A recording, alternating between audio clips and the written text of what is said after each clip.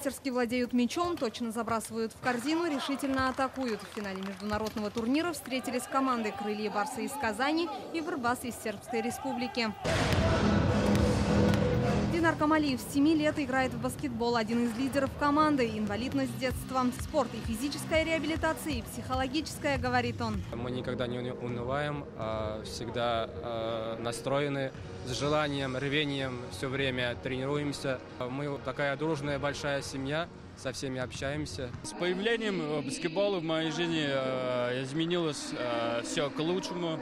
То есть появился много общений, режим, дисциплина. Бельяна Недич из Сербской Республики – единственная девушка на турнире. Она же капитан команды «Вырбас». Уже 15 лет играет в баскетбол. Быть единственной девушкой в команде поначалу было сложно. Я поняла, нужно усердно трудиться. Сейчас мы как одна большая семья, уважаем и слушаемся друг друга. Алексей Горонецкий получил травму ноги в 16 лет после серьезной аварии. Спорт помог поверить в себя и не отпустить руки в тяжелые моменты. Это дело всей моей жизни. Это дало мне новых друзей, новые ощущения. Посмотрел уже весь мир, наверное, практически, там, Европу, по крайней мере.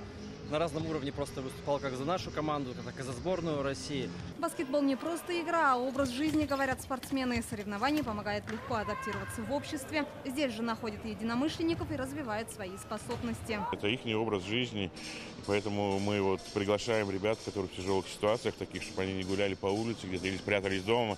Пусть приходят к нам и живут полноценной жизнью. Это образ жизни, это настоящие спортсмены, если вы увидели.